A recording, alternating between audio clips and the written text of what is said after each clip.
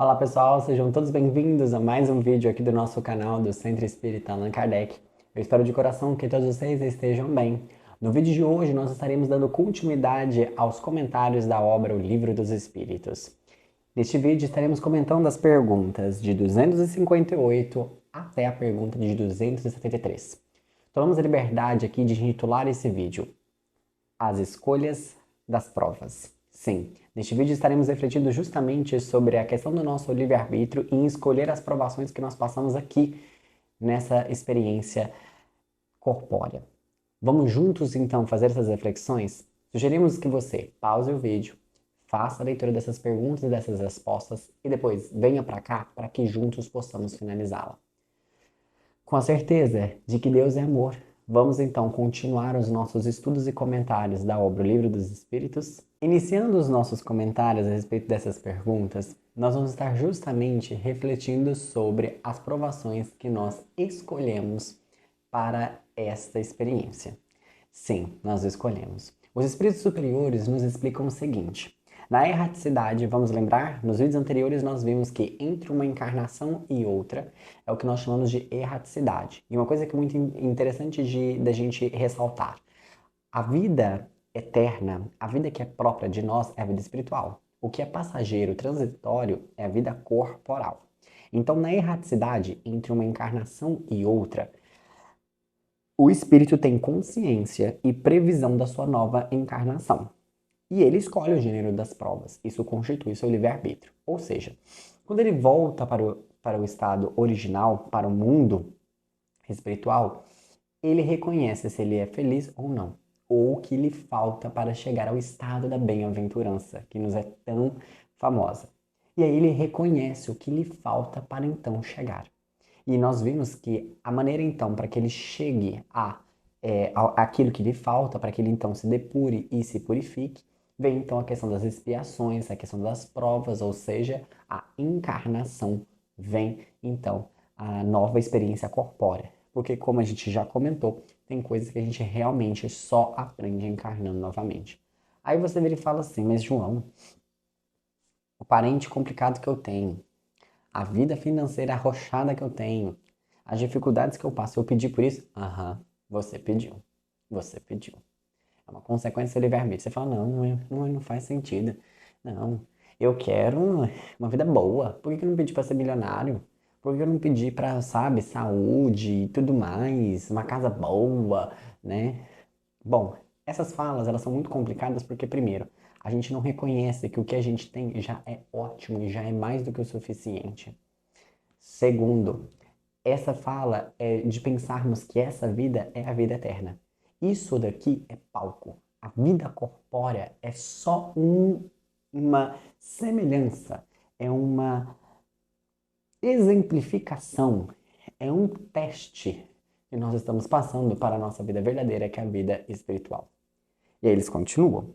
Deus dá o livre arbítrio ao espírito para que ele então tenha liberdade de escolha, deixando-lhe a responsabilidade dos seus atos. Então, por exemplo, você pode virar e falar assim: então, se o espírito tem a liberdade, ele não pode virar e escolher ser milionário? Pode. E Deus pode conceber ele a isso. Vocês acreditam? Sério? Então por que eu não pedi isso?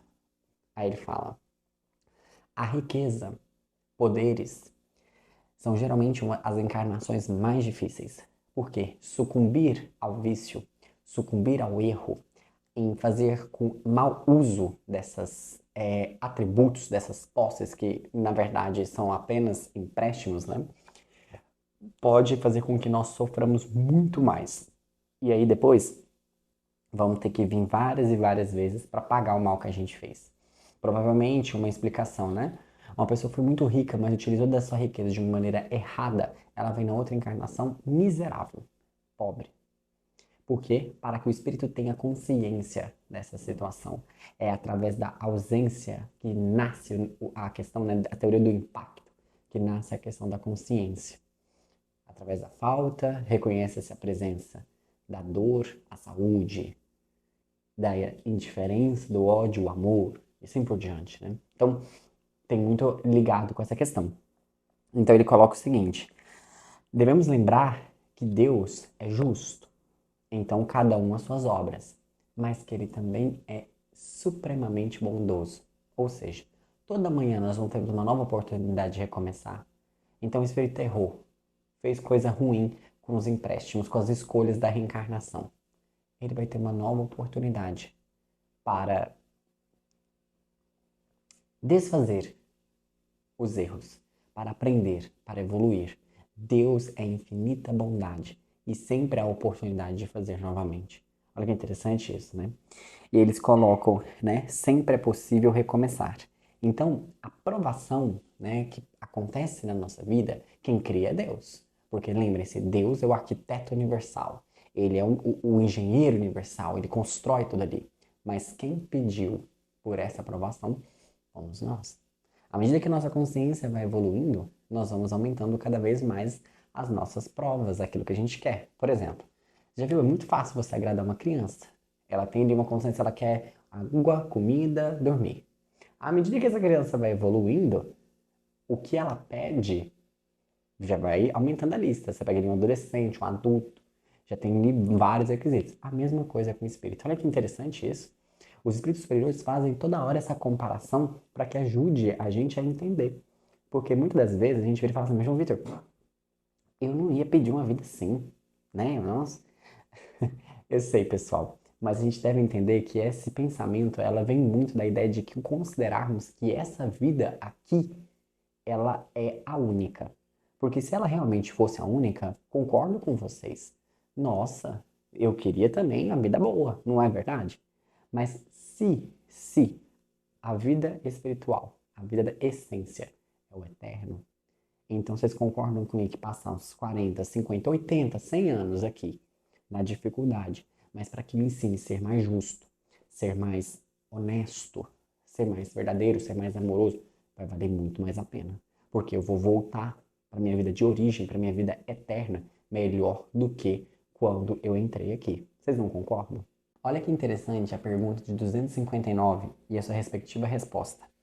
Do fato de pertencer ao espírito à escolha do gênero de provações que deva sofrer, se guiar-se-á que todas as tribulações que experimentamos na vida, nós as previmos e buscamos, ou seja, tudo que acontece nessa vida a gente tinha consciência que realmente ia acontecer? Olha a resposta. Todas não, pois ninguém pode dizer que haveis previsto e buscado tudo o que vos sucede no mundo, até as mínimas coisas. Escolhestes apenas o gênero das provações. Olha que interessante. As particularidades correm por conta da posição em que vós achais. Ou seja, quando a gente fala do gênero da aprovação, é assim: olha, eu preciso estar no meio em que eu tenho uma aprovação de se eu vou roubar ou não, se eu vou ser honesto ou não, se eu vou ser gentil ou não, se eu vou ser fraterno ou não. Entende? Então você pede pela aquela questão da sua alma. Quais são os bens da alma? São os valores, as virtudes. Então, quando a gente fala do gênero da aprovação, a gente pede por provas em que vai ser testado, em que vai ser nos ensinado, em que nós vamos ter que ali colocar em prática os bens da alma, entendem? Agora, como que vai ser essa situação de que será testado se eu vou ser justo ou não? Depende. Talvez você, por exemplo, possa ser um político e muito dinheiro caia na sua mão. Ou talvez você seja um juiz e você vai ter que ele realmente ser justo ao julgar as pessoas. Olha que responsabilidade. Entendem? Então, as provações, como elas vão ser, a gente não tem essa ideia. Mas nós escolhemos o caráter da provação. Entendem? Aí eles continuam. Então, as particularidades ocorrem por conta da posição em que vós achais. São muitas vezes consequência das vossas próprias ações. Escolhendo, por exemplo, nascer entre malfeitores, sabia o espírito a que arrastamento se expunha. Ignorava, porém, quais os atos que viria a praticar. Ou seja, você sabe o que pode ali te tentar, mas quais ações você vai praticar, entendem? Então, essa ideia de prever a questão das ações está muito ligada com a questão do destino. Não. Quando a gente fala dessa ideia da previsão que a doutrina espírita nos explica, é da ideia de, tipo assim, olha, o meio vai ser difícil. Vai ter muita aprovação nesse sentido. Agora, quais vão ser as suas escolhas? O desenrolar dessa história? Não. para nós, meros espíritos simples, não. Esses atos resultam do exercício da sua vontade ou do seu livre-arbítrio. Sabe o espírito que, escolhendo tal caminho, terá que sustentar lutas de determinada espécie. Sabe, portanto, de que natureza serão as suas dificuldades que se lhe depararão, mas ignora se verificar este ou aquele êxito. Os acontecimentos secundários se originam das circunstâncias e da força mesma das coisas. Previstos só são os fatos principais, os que influem no destino. Se tomares uma estrada cheia de sulcos profundos, sabe-se que terás de andar cautelosamente, porque há muito mais probabilidade de cair. Ignoras, contudo, em que ponto cairás, e bem pode suceder que não caias, se fores bastante prudente. Ou seja, você sabe que o caminho vai ter muito buraco, mas em qual buraco você vai cair, não se sabe. Mas, como eles dizem, pode ser que você não caia em nenhum buraco. Por quê? Porque você sabendo que, olha, eu pedi por uma vida bem esburacada. Então, o que você tem que ter? Prudência. Atenção, vamos lá, vamos observar aqui, ó. Pode ser que... Lembra que a gente viu em vídeos anteriores que pode ser colocado à prova. Alguns espíritos saem bem, outros não. Isso está ligado com o caráter. Lembram que tem espíritos que desde a sua criação escolheram fazer o bem e foram nesse trajeto? Entendem? Não caíram no vício, não caíram na tentação, não caíram no egoísmo, não se corromperam, quiseram ajudar o próximo. Entendem? Aí eles continuam. Se ao percorreres uma rua, uma telha te cair na cabeça, não crês que estava escrito, segundo vulgarmente se diz. Ou seja, é aquela ideia tipo, nossa, isso estava predestinado a acontecer. Não, não acredite nisso. Mas se aconteceu, tem algo para te ensinar. Entendem? Então, essa é a ideia que se coloca.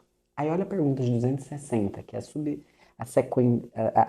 a próxima dela, né? Que força a gente a refletir um pouquinho a mais sobre essa questão.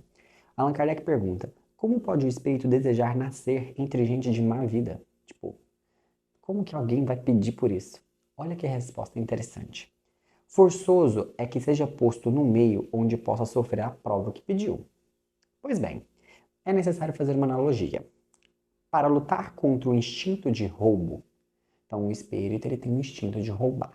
Ele viu que quando ele voltou lá para o mundo original, ele viu que dentre as suas características ele tinha um instinto de roubo, ele tinha um instinto de que o que estava ali poderia ser dele. Ele tinha isso, ele queria melhorar isso. Aí eles continuam. Para lutar contra esse instinto de roubo, preciso é que se ache em contato com gente dada à prática de roubar. Ou seja, se eu tenho esse instinto, ele então pede, por favor, quero encarnar em pessoas que têm esse hábito. E eu quero tentar a esse hábito. Eu quero não sucumbir, eu quero vencer essa tentação. Entendem? Então são essas articulações que os espíritos superiores nos explicam aonde está ligado com a aprovação das nossas vidas. Tem aquela questão. Todos então devem passar por todas as tentações? Orgulho, inveja, sensualidade, etc. Olha a resposta que interessante. Não necessariamente. Depende do caráter de cada espírito e das suas escolhas. Como assim? Imaginemos, veio um espírito com a riqueza. Com a riqueza ele pode ser avaro, orgulhoso, ter uma sensualidade extremamente carnal, entendem? Mas veio a riqueza. E no seu caráter ele, não. Foi justo, foi bondoso, foi amoroso, foi honesto, entendem? Então, não necessariamente que você vai ter que passar por todas as provações. É aquela ideia. Quando um vício se alastra, é muito comum que ele acabe puxando os outros. Como assim? É comum a gente pensar numa pessoa que é injusta, que ela seja mentirosa, que ela seja egoísta, que ela seja avara. É comum, não é? Ok. O mesmo acontece com as virtudes. Como assim? Assim como os vícios puxam uns aos outros, as virtudes também. Como assim? Pare e pense. Uma pessoa amorosa. Geralmente é uma pessoa humilde, respeitosa, honesta, gentil. Entendem? Então uma coisa vai puxando a outra. Então não necessariamente nós vamos ter que passar por todas as tribulações. Até porque, quando se desenvolve uma virtude, ela tende a desenvolver as outras, por consequência, e uma coisa vai puxando a outra. Aí a gente deve lembrar. Lembram que quando fomos criados simples e ignorantes, e a escolha do livre-arbítrio em fazer um bem ou mal diz ao caráter de cada um de nós. Para a gente entender isso melhor, olha a pergunta de 262. Como pode o espírito, que em sua origem é simples, ignorante e acarecido de experiência, carente, escolher uma existência com conhecimento de causa e ser responsável por essa escolha? Porque se eu fui criado simples e ignorante, como que eu vou escolher minha próxima vida? Se eu não tive muita experiência, como é que eu posso escolher isso? Olha a resposta que interessante. Deus lhe supre a inexperiência, traçando-lhe o caminho que deve seguir. Como fazeis com a criancinha. Então, olha que interessante. Então, tem criancinha, a gente não segue isso aqui, faz isso aqui, a gente traça até ela ter o seu livre-arbítrio desenvolvido. Pois bem, deixa-o, porém, pouco a pouco, à medida que o seu livre-arbítrio se desenvolve, senhor de proceder à escolha, e só então, muitas vezes, lhe acontece de extraviar-se, tomando o mau caminho, por desatentar os conselhos dos bons espíritos. A isso é que se pode chamar da queda do ser humano. Ou seja, então foi lá, traçou, vai ali, vai guiando, à medida que a consciência vai desenvolvendo, que o livre-arbítrio vai desenvolvendo, chegou na encruzilhada. Altruísmo ou egoísmo? Opa, quero pensar em mim, quero prazeres temporários, quero algo temporário, vou para ali. Quem nunca? Desviou? Ao desviar, não foi Deus que fez com que eu desviasse, fui eu. Foi minha escolha, foi o meu caráter, foi o meu lado, foi meu. Foi meu. Fui. Desviei da linha reta. O que vai acontecer? Karma. Ou lei de causa e efeito, lei da semeadura. Eu vou sofrer aquilo que eu então causei para que eu volte ao meu caminho reto. Interessante, né? A dor não vem para nos rebaixar, ela vem para nos ensinar. Então é justamente isso que ele nos coloca. Que à medida que a nossa consciência vai despertando, que o nosso livre-arbítrio vai despertando, essas escolhas elas vão ficando cada vez mais ao nosso comando, digamos assim. É só a gente pegar o exemplo: bebê, criança, adolescente, adulto. À medida que realmente vai se desenvolvendo, as escolhas acabam sendo maiores e mais conscientes também. Então, resumidamente, o que os espíritos superiores nos explicam é o seguinte: as escolhas das provas da vida, elas podem ser pautadas em três coisas. Primeiro, pode-se escolher viver uma vida de miséria e de muita dificuldade para suportá-las com coragem, ou seja, uma vida de provação de fé, de acreditar que não, eu quero ir com dificuldade, eu quero ir com ausência porque eu quero exercitar a minha fé, eu quero exercitar a minha coragem, eu quero exercitar o fato de que a vida cuida de mim, que há algo maior do que isso. Eu falto isso e eu quero passar muita necessidade e despertar a minha consciência que mesmo nas minhas necessidades nunca me falta nada. Isso pode ser um primeiro pedido. O segundo, pode-se pedir ao Espírito que venha com muita riqueza e poder. João Vitor, sério? E eu não pedi isso? Pois é, né? Perdeu a oportunidade. Brincadeira. Provavelmente por que a gente não pediu isso? Eles explicam. Pode o espírito sim pedir riqueza e poder. Vim com uma posição social altíssima, muita riqueza. Mas eles falam, são extremamente difíceis essas encarnações e extremamente tentadoras. Por quê? De sucumbir, de utilizar tudo isso ao benefício próprio. De utilizar para benefícios corporais, para rebaixar as pessoas. É muito complicado. E aí eles então explicam.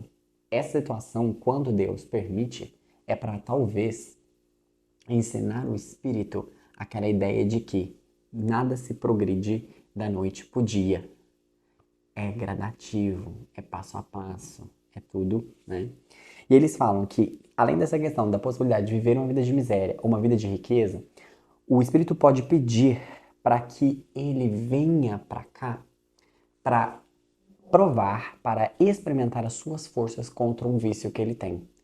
Seja um vício moral ou qualquer vício. E ele vem então para testar as suas forças. E a maioria está nessa questão. A maioria dos seres que vêm então aqui pedem para reencarnar, para que então eles possam ali, com todas as suas forças, combater um vício que ele tem. A gente fala um vício, mas podem ser vários, né? E aí a gente deve lembrar dos vícios da alma. A avareza, a inveja, o ciúme, né? O egoísmo e assim por diante. E aí vem aquela questão muito interessante. Ué, mas o espírito não pode então pedir uma vida cheia de riqueza, uma vida de vício, para que ele então, ele pensa, ali a vida é boa, então ele não pode pedir isso? Resposta dos espíritos superiores, pode. E muitas das vezes Deus o concede. Você fala, João Vitor, sério? Sério. Mas olha tanto que faz sentido. Ele concede porque Deus não tem pressa. E ele precisa que todos nós aprendamos, sim ou não? Que nós possamos despertar a nossa consciência. E muitas vezes ele concede para que esse espírito, então, aprenda nos seus erros. Aprenda nas suas falhas. Aí você vai virar e falar assim, mas João Vitor, então Deus fornece a oportunidade para ele, o espírito próprio, sucumbir, cair? Não. Lembre-se, ele pode ou não cair. Vamos lembrar de novo do exemplo que os próprios espíritos superiores nos deram? Você pede uma vida cheia da estrada emburacada. Muitos buracos. Significa que você vai cair no buraco? Não necessariamente. Ele te fala, olha, prudência, prepara. Reza, ora, bons espíritos aí do seu lado e vamos que vamos. Mas pode cair. Aí vem aquela questão da queda, né, que nós comentamos anteriormente. Então, cabe muito essa reflexão, cabe essa autoanálise, de nós pararmos e pensarmos assim, certo, quais provações então eu pedi? As provações que têm acontecido na minha vida, o que elas querem dizer? O que eu estou pedindo para a minha alma? Se então aqui encarnação eu pedi para vir aqui, o que está faltando? O que eu vim aqui melhorar? O que eu vim aqui lapidar? Se a gente tiver com dificuldade de responder a essa pergunta, basta ver as provações que estão acontecendo na nossa vida. Hoje, qual é a maior provação que eu tenho? Pá! O que ela veio me ensinar? Tcharam! E aí você descobre aquilo que você veio aqui fazer. Entende? Aí eles comentam. Da miséria é para provar a questão da coragem. Da riqueza, para ajudar a população, para ajudar a moral, para reerguer. E riqueza tanto na questão material quanto na questão de títulos, de poder. Né? Ah não, João, ó, não sou miserável, também não sou rico, também não tenho títulos de altos cargos. E agora? E não você pediu para vir para cá, para experimentar, para provar a sua força diante de alguns vícios. Aí cabe a autoanálise. Quais vícios eu tenho? E aí pensar, eu tenho caído diante deles? Se sim, vamos orar, pedir força e continuar fazendo melhor, tentando fazer melhor. A consciência da queda ajuda a reerguer, entendem? Uma pessoa, por exemplo, quando ela desmaiou, ela não consegue reerguer porque ela não teve a consciência de que ela caiu, sim ou não? Agora ela desmaiou, ela acorda, ela vê que ela caiu, opa, caí. Ela tem consciência de levantar. Por que eu fiz essa analogia simples? Você fala, nossa, que analogia bobinha, mas eu adoro essas analogias porque a mesma coisa acontece conosco. Se nós não conseguirmos analisar os nossos momentos de queda, que nós realmente estamos caindo, enfiando num buraco, como diria o ditado popular, o pé na jaca, a gente não consegue melhorar. Então a gente precisa falar, opa, eu tô caindo aqui. Moralmente, psicologicamente, emocionalmente, então eu preciso levantar. Entendem? Então, cabe essa reflexão. Aí ele vira e fala assim, mas seria mais tentador escolher provas mais fáceis, uma vida mais fácil? Porque assim, né? Nossa, eu vim pra cá, ultra difícil. Seria mais tentador? Ele fala, mas esse pensamento, ele vem da ideia de achar que essa vida é a vida eterna, e não é. O espírito, quando ele volta para o mundo dos espíritos, que ele volta para o seu mundo primário, que ele reconhece e fala, eita, o que é 40, 100 anos aqui comparado com a eternidade do outro lado? Entendem? É difícil para nós termos essa comparação porque nós estamos aqui. E aqui é belo, né? Ou a matéria, os prazeres carnais, os prazeres superficiais. Mas convenhamos, reflita sobre isso. Quando a gente para pensar, até nos próprios prazeres carnais, eles saciam um instante. Depois vem aquele vazio, aquela tristeza. Sim ou não? Então a nossa alma grita pelos prazeres eternos, como nós dissemos, né, no início desse vídeo, da bem-aventurança. Devemos refletir sobre isso, parar e pensar sobre isso. Geralmente, quando a gente procura muito esses prazeres superficiais, no outro, é aquele momentos de muita euforia, vem muita tristeza. Por quê? É a gangorra, né? Então nós devemos buscar essa centralidade, esse equilíbrio que está justamente nos prazeres da alma. Né? E aí eles colocam uma questão muito interessante que a gente deve lembrar. Os espíritos, quando se desprendem do mundo material, eles não têm as mesmas sensações ali, a gente até já estudou isso, do que no mundo material. Então aquela ideia, quando volta para lá, você volta com aquilo que é espiritual, não é com material. Então o que você vai levar do espírito? Seus valores, suas virtudes. Aí você chega lá e fala assim, gente, minha humildade, minha generosidade, meu amor, cadê? Entendem? Então, o que é espiritual, a sua malinha espiritual, você não levou nada, porque você não construiu nada, você não plantou nada. Então, isso é uma constatação bem interessante. E aí vem aquela questão. O mundo corpóreo, ele é um exemplo de como é o mundo espiritual. Quantas vezes no mundo corpóreo nós nos sacrificamos para ter momentos de glória para frente? Como assim? Uma pessoa que fica 5, 10 anos estudando, fazendo uma carreira profissional, para que então ela tenha uma carreira estável, tranquila. Isso não é comum?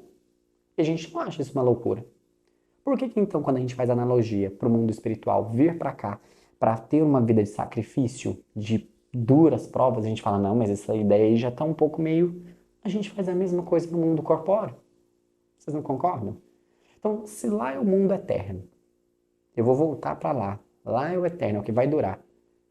Não seria justo eu, às vezes, sacrificar e ter uma vida penosa, uma vida de bastante dificuldade, mas para quando eu terminar ela, eu poder sair muito mais preenchido, espiritualmente falando?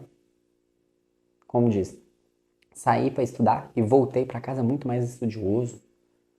Entendem? Então cabe essa reflexão da gente parar e pensar. Que muitas vezes a gente fala assim, ai, mas nossa, eu escolhi umas provação bem difícil, né? É difícil a gente ter esse entendimento quando a gente considera isso aqui como sendo a vida principal. E aí realmente não faz sentido. Né? E aí, para a gente finalizar, eu gostaria de ler com vocês a pergunta de 270, que eu acho sensacional a maneira como os espíritos superiores nos convidam a refletir algumas coisas e a utilizar o nosso raciocínio, a nossa razão. Olha que interessante. O Allan Kardec pergunta, na pergunta de 270, a que se deve atribuir as vocações de certas pessoas e a vontade que sentem de seguir uma carreira de preferência a outra? Ou seja, aquela pessoinha que vai já ali na adolescência, né, quando criança, já fala, olha, eu quero, é isso aqui, já tá ali, ó, com a vocação já praticamente. A que se deve isso? Olha a resposta dos espíritos superiores.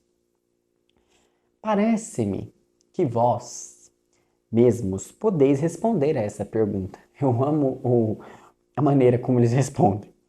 Pois não é isso a consequência de tudo o que acabamos de dizer sobre a escolha das provas e sobre o progresso efetuado em existência anterior?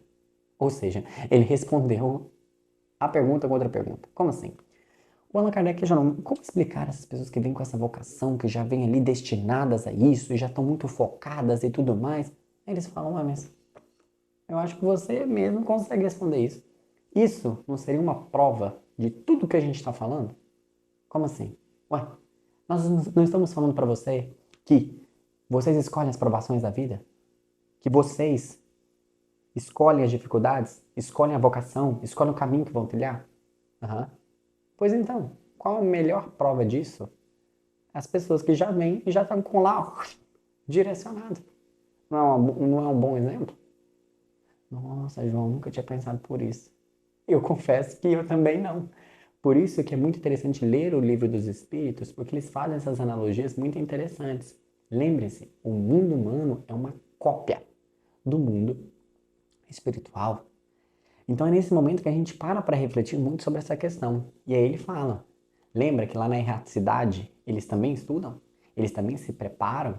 Oh, tô faltando um pouquinho de caridade. Lá na erraticidade, eles vão estudar bases filosóficas, de pensamento. Tá, o que eu preciso fazer para ser caridoso? Deve sentar a bunda na cadeira, eu imagino, e estudar. Para ser caridoso, isso. Pensar sim, sim, sim, sim, sim, certo. Aí provavelmente traz um exemplo de um espírito caridoso. Aí o espírito olha e fala, nossa, isso que é um espírito caridoso e tal. Beleza, você tá lá na escola, você tá aprendendo. Você fala, nossa. Agora traz um espírito humilde. Aí traz um espírito humilde. A pessoa vai lá e vê e fala, nossa, humilde, meu Deus, que legal. Tal.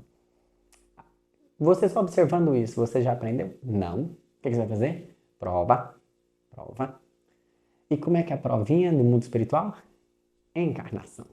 Aí você vai chegar e vai pedir. Falar, olha, preciso melhorar tal coisa. Então você tem um desejo por uma aprovação. E aí, Deus é arquiteto e organiza tudo. Interessante, né? Convidamos então para que você reflita sobre as suas provações, reflita sobre as suas escolhas e o que isso diz sobre você. Quais são as suas faltas? O que você veio para cá fazer? Cabe bastante reflexão e ajuda muito a despertar a nossa consciência. Espero que vocês tenham gostado desse vídeo, que tenha contribuído de alguma forma. Um beijo no seu coração e até o próximo vídeo. Continue nos nossos estudos e comentários do Livro dos Espíritos. Até mais, pessoal.